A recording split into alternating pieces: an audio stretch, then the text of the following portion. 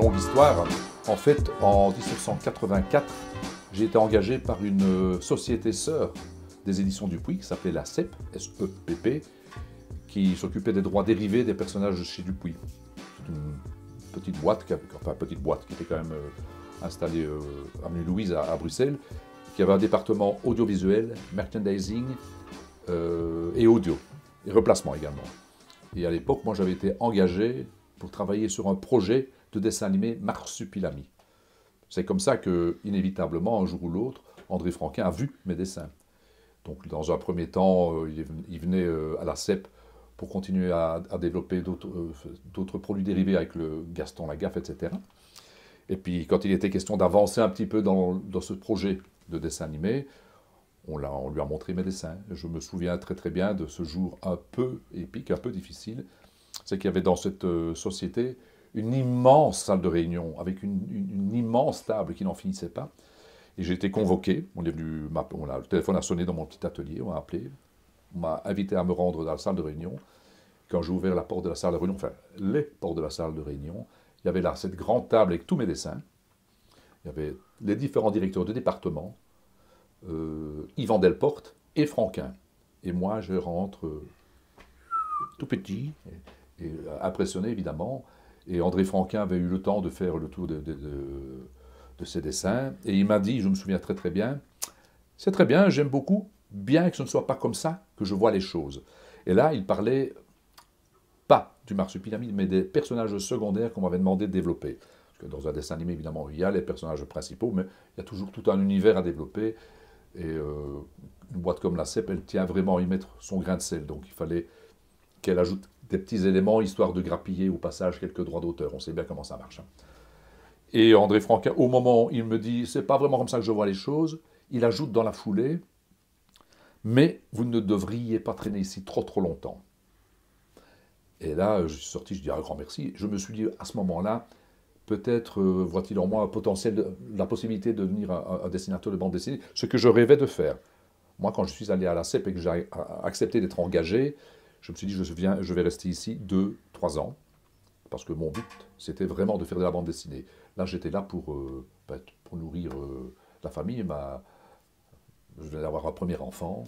Donc voilà, c'est un petit peu comme ça que les choses se sont mises en place. Et puis, très rapidement, j'ai été amené à travailler sur d'autres projets appartenant à la CEP. Snorkels, Foufure, Kid Video, Baby Folk, enfin, tous ces personnages que la CEP avait achetés. Mais j'ai été également amené à travailler sur un projet de catalogue avec présentation des différentes séries sous forme de posters et de textes, les différentes séries susceptibles d'être adaptées en dessin animé, dont le Marsupilami. Et là, j'ai téléphoné à André Franquin, que j'avais revu, parce que j'essaie de vous la faire un peu courte, que j'avais revu à plusieurs reprises à la CEP dans le cadre de d'autres boulots, d'autres collaborations, notamment avec Gaston. On y reviendra si vous voulez, mais je vais essayer de ne pas trop m'éparpiller. Et je téléphone à André Franquin en disant, voilà, je suis en train de travailler, en train de développer, cher monsieur, parce qu'on se vous voyait à l'époque, j'étais dans le respect absolu. André Franquin, quand il venait à la CEP, moi j'étais... Petite anecdote, il y avait une grande complicité, si je puis me permettre, il y avait une grande complicité entre la secrétaire de direction et moi. Et elle savait que j'adorais, que j'étais un fan, un admirateur, un adorateur, pour ne pas, n'ayons pas peur des mots, d'André Franquin. Et quand il venait à la CEP, pour différents rendez-vous, ce n'était pas toujours pour le Marsupilami, elle venait à l'atelier et me disait, il va arriver. Alors je laissais la porte de l'atelier ouverte, et je sais bien que en fait, ce bureau, c'était un grand couloir qui faisait le tour d'une base centrale où il y avait les cuisines et les ascenseurs, et puis tous les bureaux étaient tout autour. Donc un ascenseur était là à 15 mètres. Donc laissez la porte ouverte et j'attendais. Et quand j'entendais le ting de l'ascenseur, je sortais de l'atelier pour aller pisser, pour aller aux toilettes, histoire de uniquement croiser André Franquin, de dire bonjour monsieur. Je continuais, je faisais le tour du bloc, et puis je rentrais à l'atelier. J'avais vu André Franquin, j'étais heureux comme tout. Voilà, pour la petite histoire. Donc je suis au téléphone avec André Franquin pour lui parler de ce catalogue et de ce poster que je suis en train de faire avec le Marsupilami. Je ne sais plus exactement ce que je lui pose comme question, mais il me dit faites ce que vous voulez, c'est pas très important, et je vous fais confiance. Et ce n'est que plus tard que je me suis dit, mais là, il savait déjà que l'éditeur Marsu Productions, Jean-François Mursoun, c'est comme ça qu'il s'appelle, allait se lancer dans l'édition. Et à ce moment-là, il savait probablement déjà que c'est à moi qu'ils allaient s'adresser. Donc, mais moi, je n'en savais rien du tout. Là, nous étions en octobre, novembre, je pense, 1986. Et tout au début janvier 87, 3-4 janvier 87, j'ai un coup de fil de Jean-François Meyersohn, l'éditeur, qui me dit, voilà, je suis un ami d'André Franquin, un amateur d'art, puis-je vous rencontrer? Et je lui dis, bien entendu, il est venu à la maison. À l'époque, je vivais un petit peu dans la grande banlieue bruxelloise, entre Bruxelles et Charleroi. Et il vient à la maison, il s'installe, il me répète qu'il est un ami d'André Franquin, qu'il collectionne les automates, qu'il est un grand amateur d'art, qu'il collectionne les tableaux du groupe Cobra, c'est formidable, et qu'il va se lancer dans l'édition, qu'il va redonner vie au Marsupilami, qu'il va devenir un personnage à part entière, le héros d'une nouvelle série. J'ai dit, c'est formidable. Et me dit-il, André Franquin a pensé à vous. D'ailleurs, je lui ai dit, ne bougez pas. Je suis allé dans la cuisine, je suis allé dans le frigo, j'ai ouvert la porte du frigo, il restait un petit fond d'apéritif. Je ne vais pas citer de marque, mais c'était du Camp Paris. Je l'ai bu, j'ai refermé le frigo, je suis retourné, j'ai venu trouver M. Moïse, je lui ai dit, répétez-moi ça. Il me l'a répété.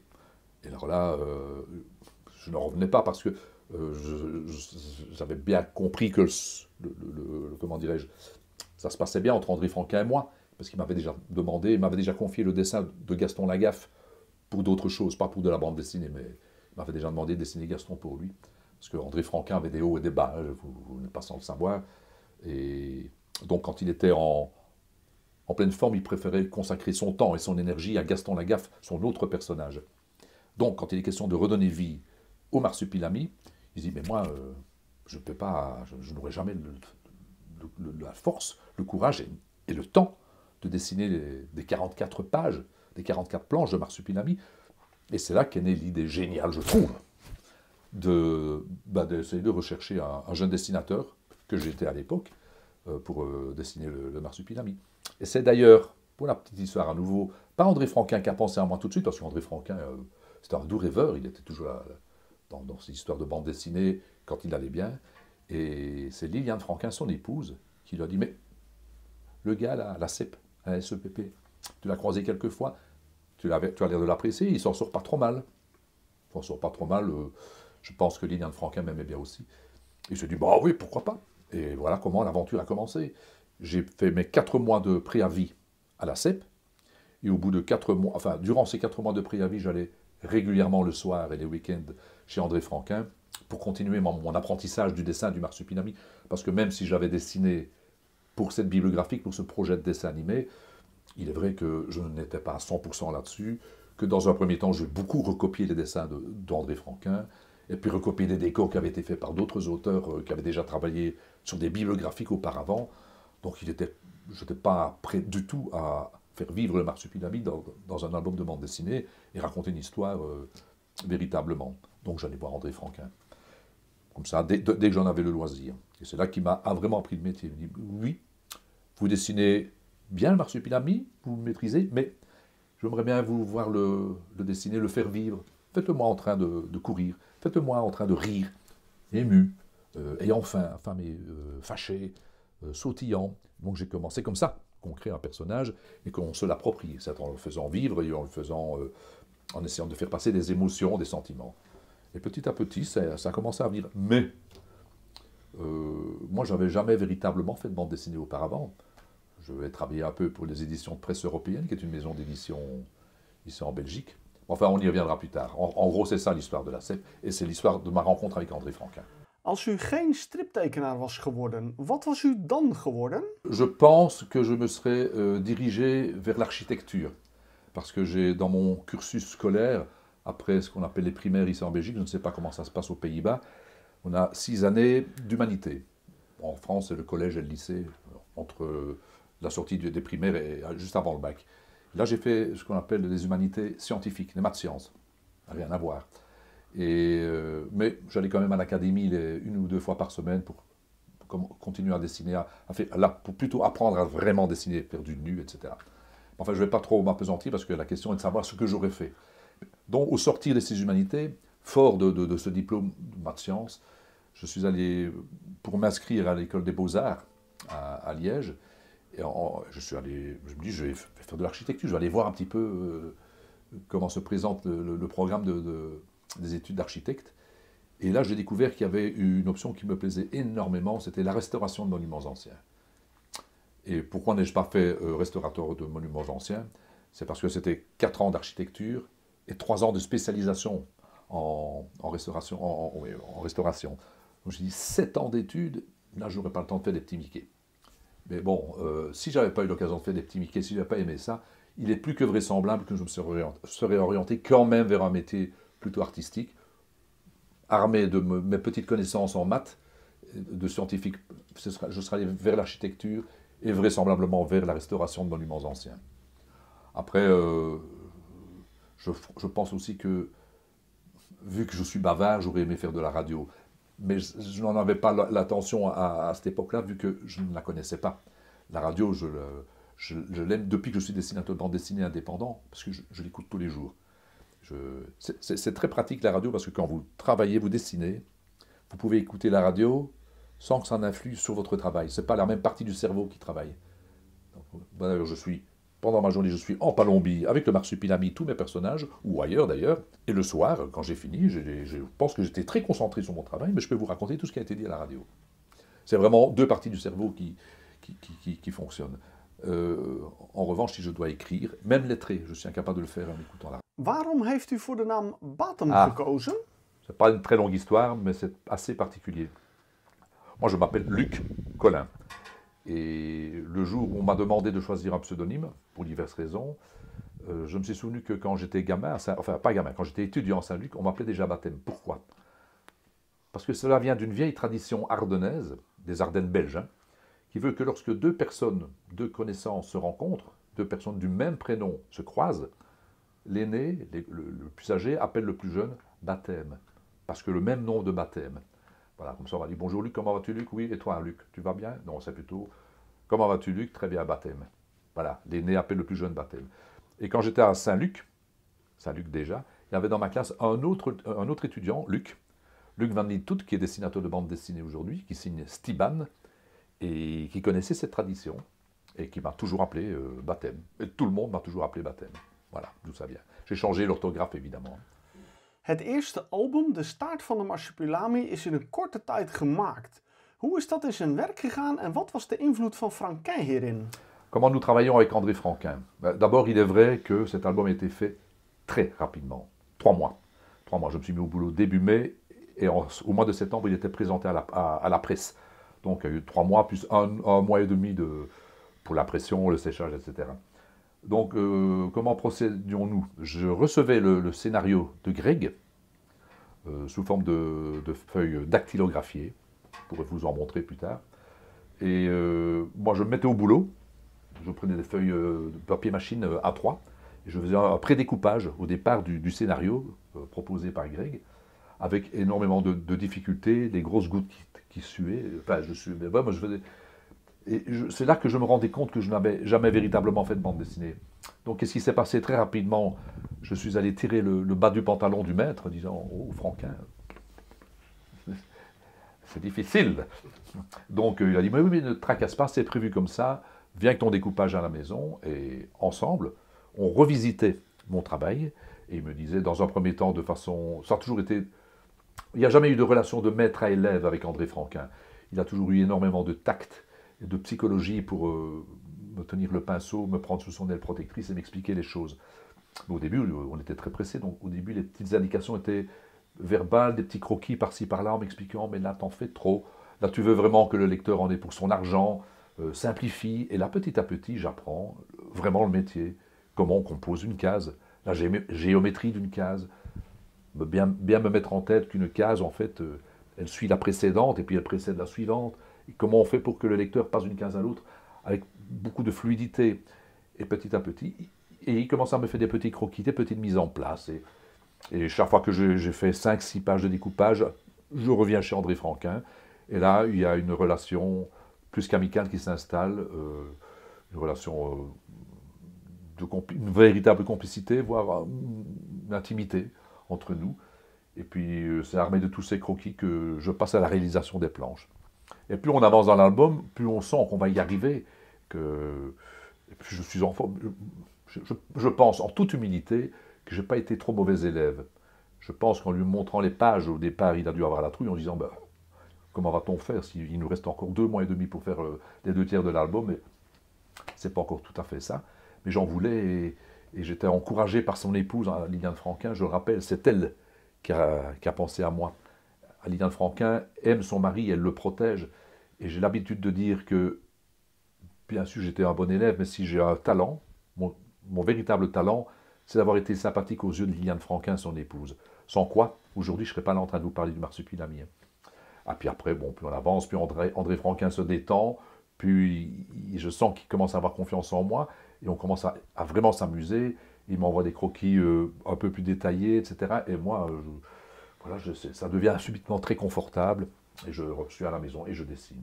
C'est d'ailleurs pour ça que dans les pages titres des albums, les premiers albums, il est bien marqué « mise en scène », parce que le storyboard, on le fait vraiment ensemble.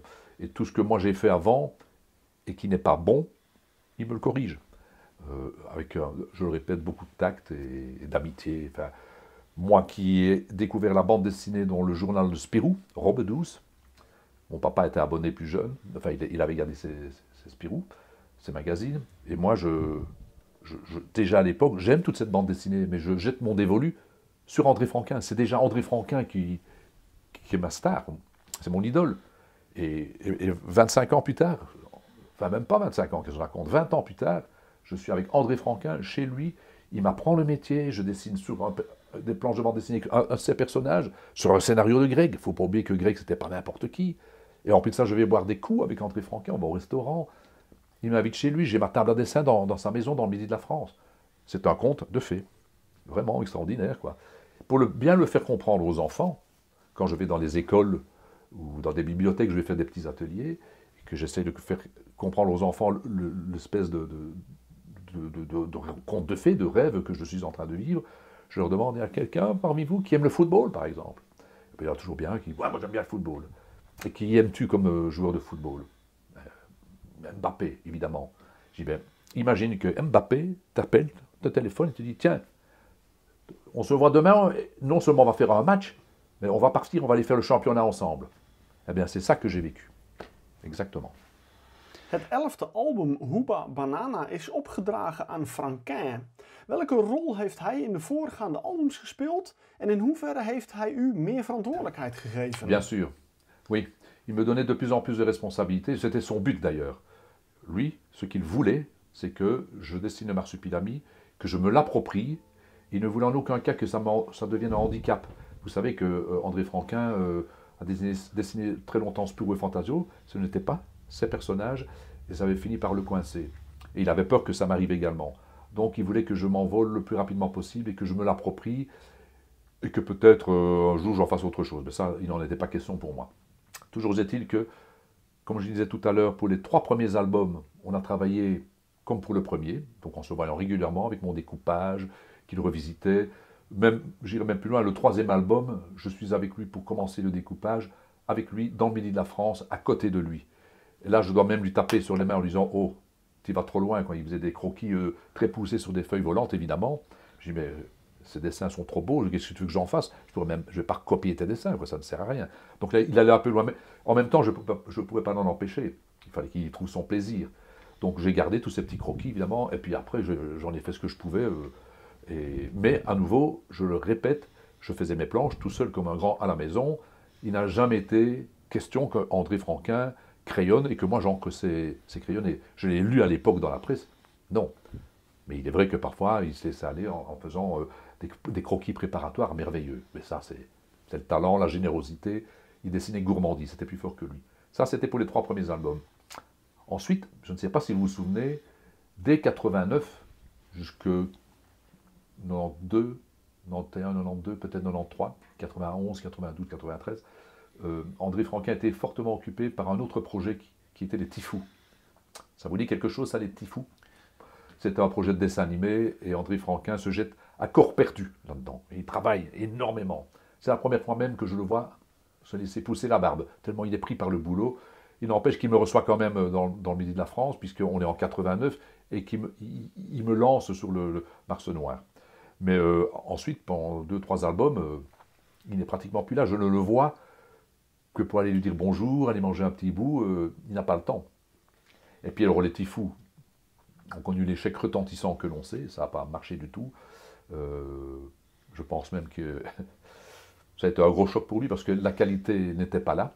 Donc lui qui était un peu cyclotimique, un peu dépressif, quand il a vu ça, avoir autant travaillé pour un si mauvais résultat, un piètre résultat, c'était quand même un petit peu douloureux. Et en plus de ça, il s'était porté garant.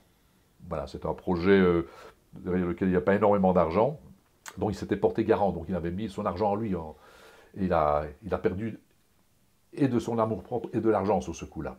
Alors heureusement, moi, quand il a eu à nouveau un petit peu plus de temps, j'ai de nouveau allé le trouver. André Franquin, je suis là si tu veux. Ça lui a redonné la pêche. Et dès l'album dès Fordlandia, numéro 6, il revient. Ils ont refait du travail ensemble. C'est un peu différent parce que Greg n'est plus là. C'est Yann qui est au scénario. Yann, lui, fait des scénarios, ne sont pas dactylographiés, ces scénarios. Il fait déjà des petits croquis, c'est pas prédessiné, mais un petit dessin vaut mieux qu'un long discours.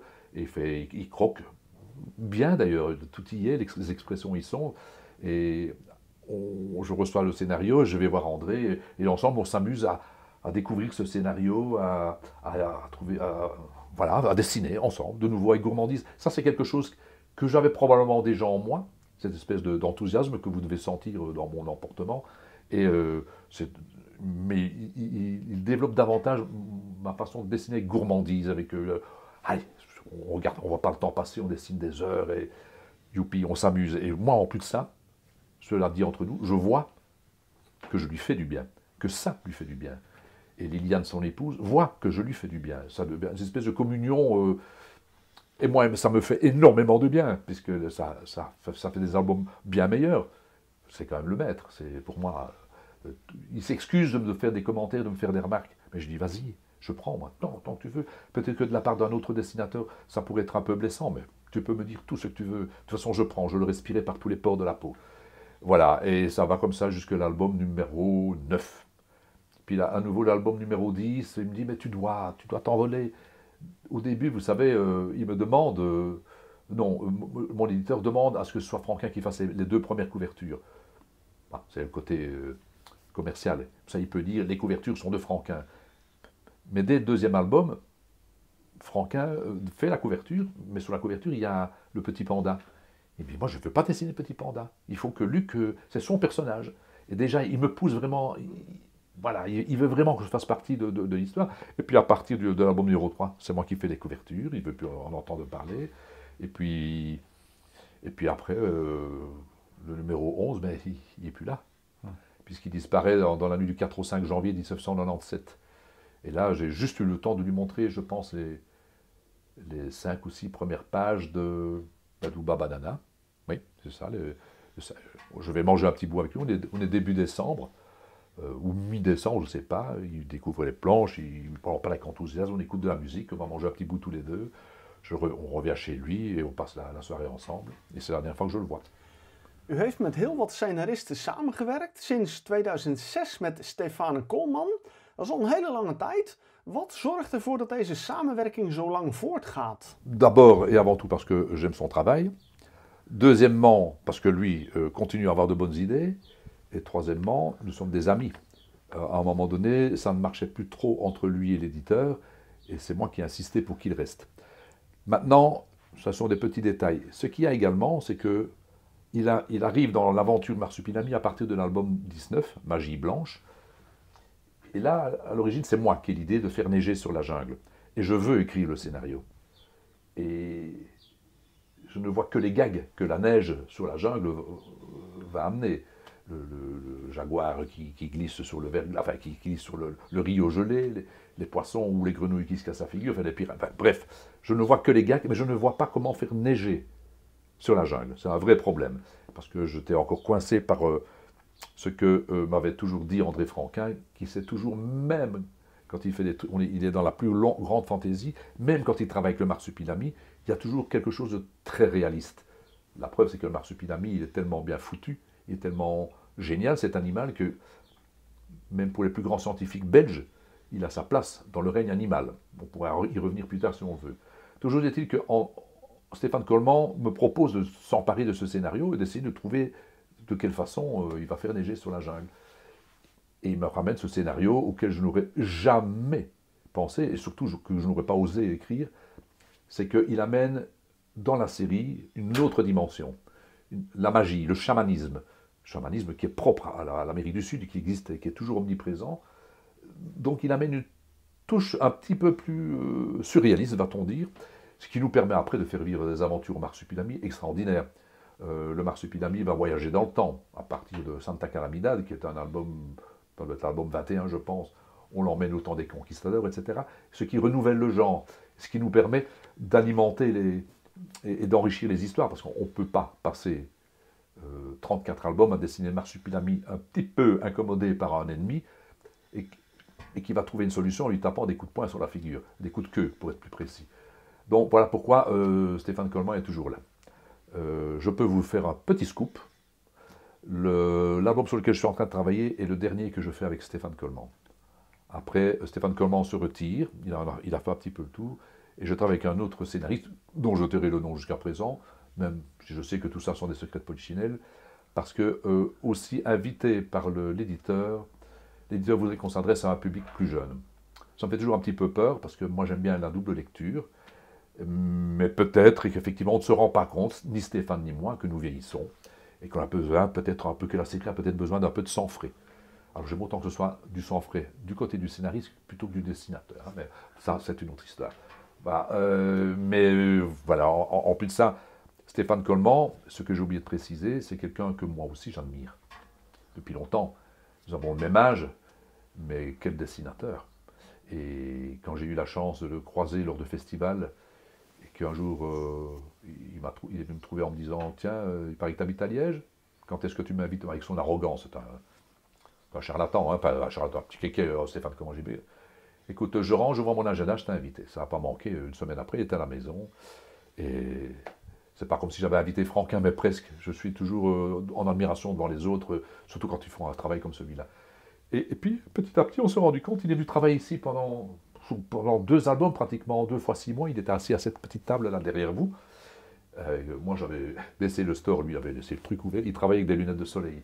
Et il venait ici, notre collaboration a commencé par une collaboration graphique. Comme j'étais en retard, il ancrait mes décors. Vous voyez, j'avais un assistant de haut vol. J'ai toujours été comme ça. Premier assistant pour les premiers albums, c'était Franquin. Et puis j'ai pris Coleman, voilà. Donc je plaisante, mais tout ça fait que cette collaboration qui s'est transformée à nouveau en amitié et en complicité ne pouvait que durer. Valt zoveel te vragen over al die albums, maar een paar dingen ben ik wel benieuwd naar. Bijvoorbeeld album nummer 5, Baby Prince. Wie is de Prince-fan? Bent u dat of is Jan dat? Ce n'est pas moi, en tout cas, à l'époque. Je pense que j'avais entendu parler de Prince, mais j'avais jamais écouté. Cela dit, je ne sais pas du tout si Yann était fan, mais quand il m'a envoyé le scénario, il avait mis comme note que le personnage, Baby Prince, devait avoir un look un peu à la Prince. Voilà, parce qu'il y avait le côté hypochondriaque, le gars qui se met à l'écart, qui a peur des autres, qui est un peu agoraphobe, qui a peur des microbes, l'espèce de petite bulle dans laquelle il se réfugie le soir avec ses peluches. Là, on est dans la caricature. Donc là, c'est un clin d'œil de Yann à Prince directement. Moi, je m'en inspire graphiquement, mais je ne connais pas bien Prince, mais je ne suis pas sûr du tout que Yann écoutait Prince. Aujourd'hui, oui. Maintenant, je sais que Prince est un grand monsieur, évidemment. Enfin, un grand monsieur par le talent. Je commets un petit bonhomme. Heel wat verhalen van de Marsupilami spelen zich af in de jungle van Palombië. Waar haalt u de inspiratie vandaan om dat te tekenen? Bon, ben, dans un premier temps, il est clair que cette inspiration, surtout au début, venait de ce que André Franquin m'avait montré. Déjà un tout petit peu dans le nid des Marsupilami, mais dans le nid des Marsupilami, le dessin et le graphisme sont un peu différents. Et André Franquin ne voulait pas du tout que je dessine comme ça. tant pour la forêt, la nature, la végétation, que pour le marsupilami. Donc il m'avait déjà invité à l'époque à m'inspirer. Il n'y avait pas Internet, il n'y avait pas Google Images. Hein. Donc j'avais acheté des bouquins, de magnifiques bouquins, avec de belles images, et j'ai commencé à lire. Et j'ai suivi les bons conseils du maître qui me disait, tu regardes un maximum de documentation, un maximum de bouquins, tu t'en inspires, tu lis des articles. Tu peux faire des petits croquis, mais au moment où tu te mets au travail, tu fermes les livres et tu oublies. C'est ton cerveau qui doit faire le reste du travail et interpréter. Évidemment, au début, je n'ai pas énormément de temps. Pour ça, je vous rappelle que le premier album a été fait en 3 mois. Mais les suivants, j'ai eu un peu plus de temps, mais pas tellement. À peine j'avais fini un album, à peine je recommençais un autre. Donc, ma cadence était de 3 albums tous les 2 ans minimum. Parce que mon éditeur voulait que très rapidement, il y ait une grande collection pour qu'il ait sa place dans les rayonnages. Mais tout ça, ce sont des considérations commerciales, bassement commerciales. Moi, ça ne me concernait pas vraiment. Si, après, quand les droits d'auteur tombent, bien. Enfin bon, ce n'était pas mon problème. Mais alors, très rapidement, je me suis rendu compte que la jungle était quelque chose de très très riche et pouvait devenir un personnage à part entière. Et que je devais m'éloigner de ma façon de traiter la jungle des premiers albums. Dans les premiers albums, on dirait qu'ils sont dans une forêt de soigne et qu'il y a du gazon anglais au sol. Et puis le temps a passé, je me suis documenté un peu mieux. Petit à petit, Google Images est arrivé. Et puis, nouveau tournant, je dis nouveau parce que le premier tournant c'était avec Stéphane Coleman, je suis invité en Guyane, en Amérique du Sud, et là, je ne vais pas trop m'étendre, je décide d'aller en forêt.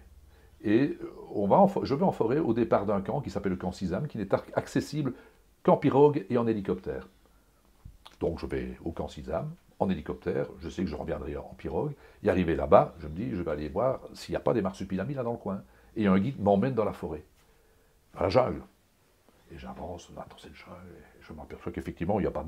Je m'en doutais un peu, mais enfin, je constate de visu, il n'y a pas d'herbe au sol. De temps en temps, il y a un petit rond, un petit peu de végétation verte, parce qu'il y a un trou là-bas, tout au-dessus dans la forêt, là, 20 mètres plus haut, et le soleil arrive un peu au sol. Mais sinon, c'est de l'humus, c'est de la boue, ce sont des champignons, ça sent... Et puis, des arbres monumentaux. Et puis le guide me montre, regarde un petit peu, tu tapes sur ce tronc-là, ça s'appelle l'arbre. C'est pas l'arbre tam-tam, mais quelque chose comme ça. Quand on tape dessus, ça résonne dans toute la jungle. Et voilà, on avance et tout. Et là, je suis dans mes albums. Je marche dans mes albums, j'ai des lianes partout. Plus tard, j'ai l'occasion d'aller visiter une mine d'or à ciel ouvert. Je suis dans l'or de Boa Vista. Donc c'est exactement la même chose. Et là, c'est Yann qui m'avait fourni la documentation. Donc, quand je suis revenu de là, j'étais imprégné de cette jungle, de cette, comment dirais-je, oui, une chose aussi très importante qui m'a marqué, c'est la bande son. Il y a énormément de bruit, c'est très bruyant la jungle. Donc j'essaie de rendre ça, puis c'est humide. Donc on en parle toujours, nous c'était l'enfer vert, mais c'est la grande forêt humide. Alors j'ai commencé à partir de l'album, je pense ne pas dire de bêtises, c'est Cœur d'étoile. On sent qu'il y a de l'eau qui coule, la forêt elle sointe, il y a de l'eau qui coule le long des feuilles, et de temps en temps il y a de grosses draches, de grosses pluies qui tombent comme ça subitement. Et là, en revenant de ce voyage en Guyane, j'ai commencé à travailler un peu différemment et à traiter la jungle un peu différemment. Je me suis rendu compte d'ailleurs que j'avais été un peu loin, que j'avais été un peu trop loin dans le détail, que j'avais probablement dû... oui, j'avais donné un peu trop de travail à mes coloris. Quand je revois les originaux, ça grouille de détails, de feuilles, de brindilles, de machins, de gouttes qui tombent, des petits animaux dans les coins. Bon, c'est amusant à en faire, mais bon, à mon avis, la coloriste a dû s'arracher les cheveux. Mais voilà, en gros, d'où vient l'inspiration de tout. Zijn ook verschillende albums die zich dichter bij huis afspelen. Wat is de reden daarvan? C'est pas vraiment nécessairement près de chez nous. C'est vrai qu'on s'inspire toujours de l'architecture qui nous entoure, mais ça vient du fait qu'un jour, mon éditeur a une nouvelle fois une idée un peu saugrenue. Lui, mon éditeur, il n'est obsédé que par une seule chose, c'est l'augmentation des ventes. Il dit, bon, ben, est-ce que le lecteur n'en a pas un petit peu marre de toute cette jungle? Est-ce qu'il ne faudrait pas sortir le marsupilami de la jungle? C'est pourquoi, quand il me demande de faire du scénario, là, André n'est plus là. Je ne sais pas si vous avez remarqué, André Franquin est décédé. Et Jean-François Moyersoul me dit, André Franquin m'a dit que tu étais capable de faire du scénario.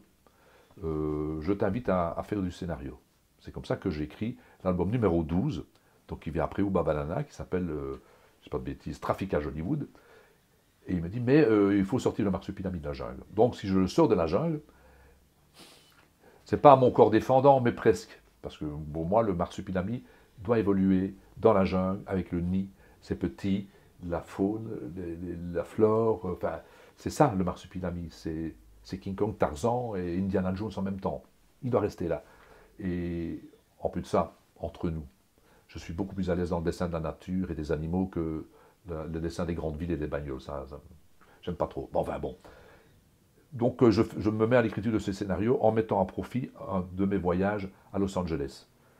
Donc où j'ai emmené mes parents, et là je suis allé à Hollywood. Et quand je suis revenu de là, je me suis dit, voilà, c'est ça que je vais faire. Ça ne m'aidera pas trop m'éloigner de mes animaux, puisqu'il y a une histoire de zoo, et je dessine... heureusement, j'ai la possibilité alors de dessiner des animaux autres que des animaux d'Amérique du Sud. Je dessine des éléphants, des rhinocéros, des gorilles, des... Bon. Donc c'est un peu ça. Et puis aussi, il y a deux autres albums. Un autre album qui s'appelle Le Défilé du Jaguar. Ça, c'est un nouveau mon éditeur qui me demande d'adapter en bande dessinée un épisode de dessin animé qu'il aimait beaucoup. Et là, ça a été une drôle d'aventure parce que quand vous prenez un épisode de 26 minutes de dessin animé et que vous les découpez pour en faire et l'adapter en bande dessinée, 26 minutes d'audiovisuel, ça fait 14-15 pages, pas plus. Donc j'ai dû inventer tout le reste et réécrire, repousser tout ça un petit peu plus loin. Mais là, c'est vrai que ça démarre dans la jungle, mais après, on revient en ville. De nouveau, invité par l'éditeur. Ensuite, il y a deux albums de gags. Parce qu'à nouveau, l'éditeur, un peu obsédé par les ventes, se dit, et les sous, tant mieux, hein, tant qu'il fait bien son boulot, tant qu'il gagne bien sa vie, il me paye sans rechigner. Donc, moi, je n'ai rien contre, c'est à chacun son boulot. Il dit, mais ce serait peut-être plus facile de faire du replacement, donc de replacer les histoires du marsupilami, si on fait des gags en une page, un gag. C'est plus facile à replacer dans d'autres journaux. Et c'est ainsi qu'il me dit, bon, on va faire des albums de gags, et qu'il pense à Dugommier, je pense, c'est pas moi, je ne le connaissais pas bien, et Vincent Dugommier relève le défi et amène Marsupilami dans le cirque. Moi, je n'aurais pas fait ça, mais à l'époque, je suis encore jeune dans la série, hein, on est à album 11-12, j'ai pas encore pris l'assurance que je voulais, mais je commence à me souvenir de ce qu'André Franquin me disait, impose-toi, petit à petit. Mais moi, je suis toujours là en train de me dire, est-ce que je suis à la hauteur de la mission qu'ils m'est imposée? Donc, j'essaye, je fais mon boulot, j'essaye.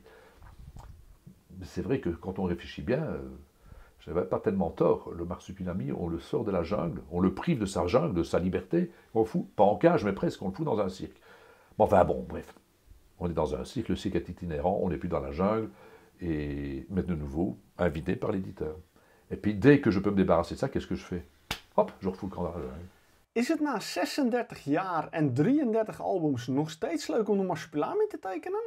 Oui, oui, on me pose régulièrement la question, un peu différemment d'ailleurs. Vous êtes sympathique. En général, on me demande si je n'en ai pas marre du marsupilami, ce qui est moins sympathique. Évidemment, non, pour deux raisons. La première, c'est que pour moi, c'est chaque fois une nouvelle aventure. C'est dans chaque album, il y a d'autres personnages, une autre histoire, une nouvelle documentation. Donc, il n'y a pas que le marsupilami. Mais je me rends compte, je n'ai pas toujours répondu ça. Vous me posez la question aujourd'hui, ma réponse a mûri, a un peu changé. Quand je fais un peu d'introspection, je me rends compte que non seulement je ne me lasse pas du marsupilami, parce que moi, mon but dans la vie, c'est de dessiner, d'être à la hauteur de la confiance qu'on m'a accordée, parce que André Franquin, qui est le papa du marsupilami, me l'a quand même confié. Aujourd'hui, moi, je suis une nourrice. Je suis la nourrice, je suis le tuteur.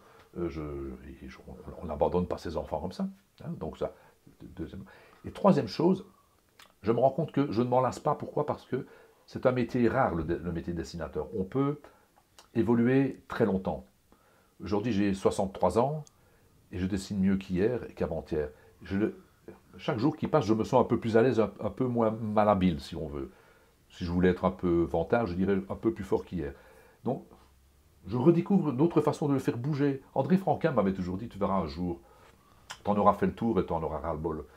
Mais chaque fois que je risque de m'ennuyer, que je suis confronté à un problème, de situation, pour ne pas justement m'ennuyer, pour ne pas être piégé par des mécanismes et des tics, je repense à André Franquin. Il est là. voyez là, il est là, la photo. Je lui dis, je repense à ce petit défi qu'il m'a lancé. C'est moi qui lui lance un défi. Je lui dis, tu vas voir, je vais essayer de te surprendre et peut-être le faire bouger un peu différemment.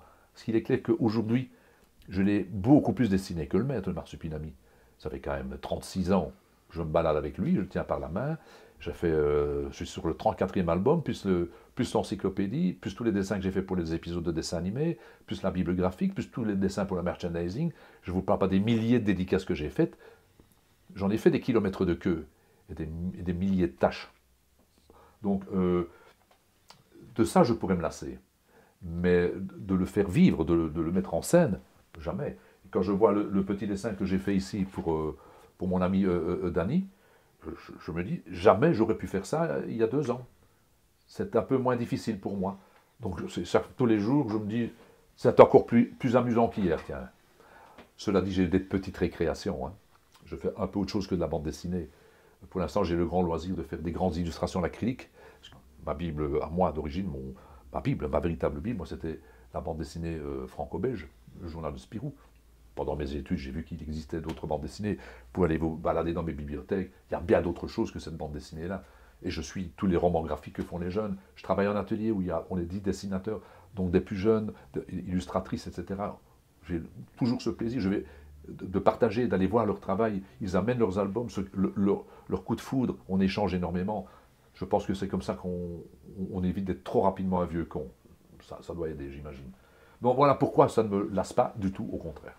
Is nog een verhaal van de marsupilami wat u graag zou vertellen of tekenen? Honnêtement, étant donné que j'ai abandonné un tout petit peu ce rôle de scénariste depuis un certain temps, si demain je devais me remettre au scénario, que mon éditeur me demande, voilà, moi j'aimerais que toi, tu réécrives une histoire, qu'est-ce qui te plairait?